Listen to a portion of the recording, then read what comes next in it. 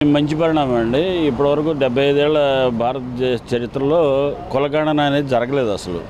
దానివల్ల ఏ ఏ కులం ఎంతమంది జనాభా ఉన్నారు అనేది ఒక క్లారిటీ వస్తుంది. ముఖ్యంగా ఏంటంటే ఇవాళ మనం హిందువులు ఎంతమంది ఉన్నారు, ముస్లిమ్స్ ఎంతమంది ఉన్నారు అనేది ఒక వస్తే దాన్ని బట్టి రిజర్వేషన్లు కూడా మనం కల్పించుకోవడానికి, రిజర్వేషన్ కోసం తాపత్రయపడడానికి ఉన్నారు. ఇప్పుడు కాపులు ఎంతమంది ఉన్నారు, మేము ఎంతమంది ఉన్నాము, రెడ్లు ఎంతమంది ఉన్నారు, బ్రాహ్మణులు ఎంతమంది ఉన్నారని ఊరినే చెప్పుకోవడం తప్పితే అసలు ఎంతమంది నిజంగా ఇంతమంది ఉన్నారు అనే ఒక ఫిగర్ రావాలంటే మాత్రం కంపల్సరీ జరగాల్సిందే.